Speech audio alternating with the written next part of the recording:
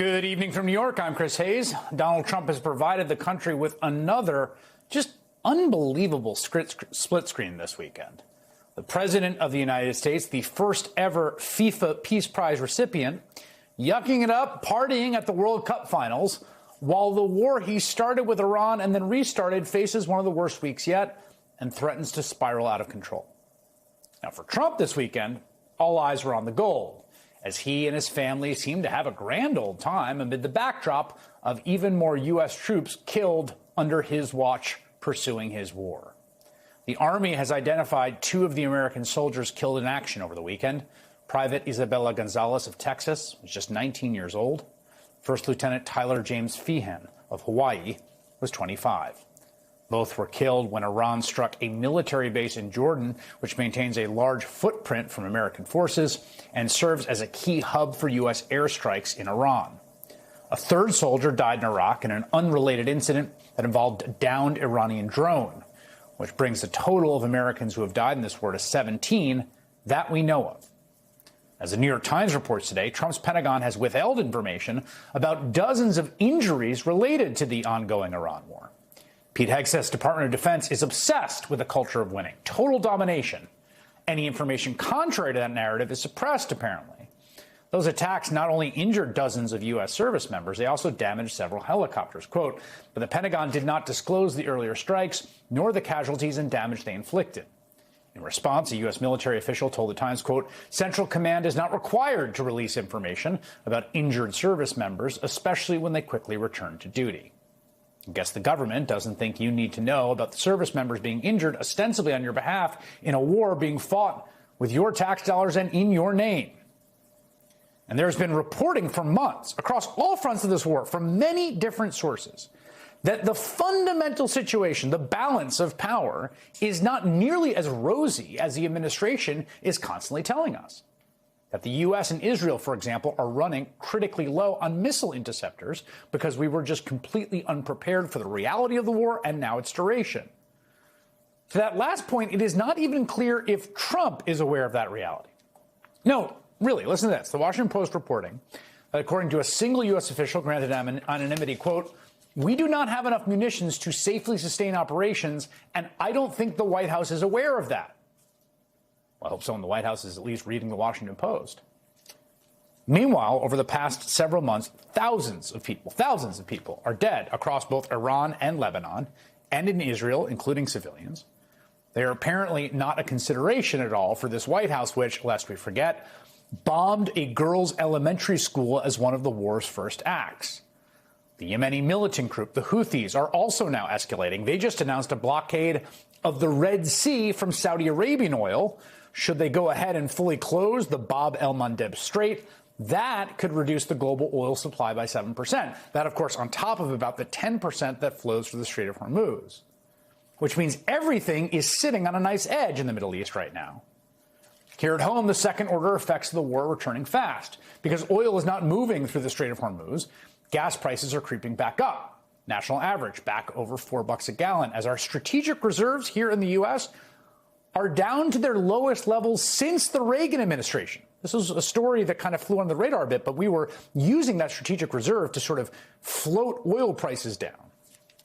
And it's not clear at all that China and Japan will bail us out this time with their own much larger than expected reserves and China's drastic reduction to imports that it was able to pull off during the first phase of the war, which really did save Donald Trump and American gas consumers bacon. Now, throughout all of this, you've got the commander-in-chief. I don't know what you can see. I mean, asleep at the wheel? Not always asleep. Sometimes he's awake. And when he's awake, he's mostly plotting and ranting about sabotaging our free and fair elections so that he can rig it for the Republican Party. Or alternately, publicly obsessing over things like the font choice and the tiles for all his little redecorating projects. Trump transparently does not care and can't even bother to pretend to anymore. That's the reality. The only reason he even seemingly bothered to comment on those deceased soldiers is because a Little Watch news outlet had to call him up and force him to address it. We hadn't heard from the president yet about these deaths, so we decided to call him to see if he had a reaction. And that was the first thing I asked him, what his reaction was to the news of these 2 U.S. service members that were killed in Iranian attacks yesterday. The president telling me he finds it very sad. He says it's a very sad thing. We hate to see it happen. But then the president told me it's in service to our country. They're never going to allow Iran to have a nuclear weapon. Again, I grow tired of pointing this out, but I feel duty-bound to do it.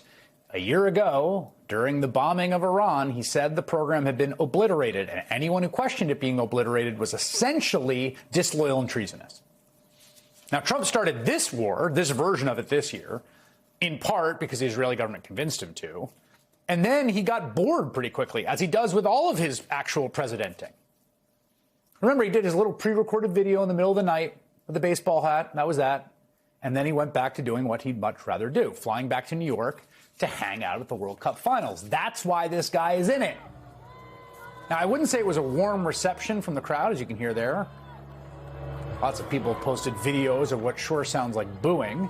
After all, Trump gets booed at basically every sporting event he attends. I was in the Garden on Game 3, and it was deafening how loud he got booed. This video comes from NBC News White House correspondent Monica Alba. What does it sound like to you? Per one local report, security at MetLife Stadium confiscated thousands of red cards that fans were going to wave to mock the president's corruption. Of course, he calling the head of FIFA to get a red card revoked on an American player. Patrons say the cards were taken when security learned they were actually part of an anti-Trump protest. And as for the game, the Trump curse struck again when Argentina, the team he clearly preferred from a country with a Trump sycophant and buddy as president, got shut out and lost. But, you know, the man was clearly just thrilled with all the attention anyway, right? That's what keeps him going.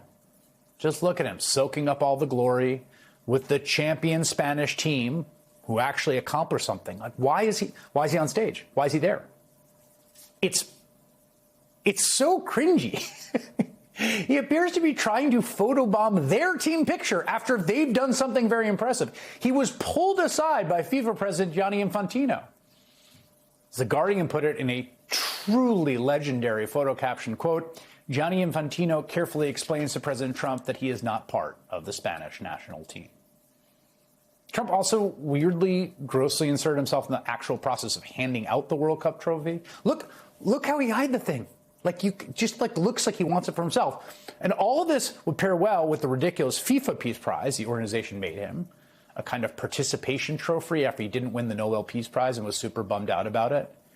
And then, just over 2 months after receiving that Peace Prize, he started a regime change war of choice in Iran that everyone warned would be disastrous. And now here we are. A war that continues to this day, leaving thousands dead, injured, displaced, that's left American service members' families grieving, and has left Trump utterly and completely unbothered.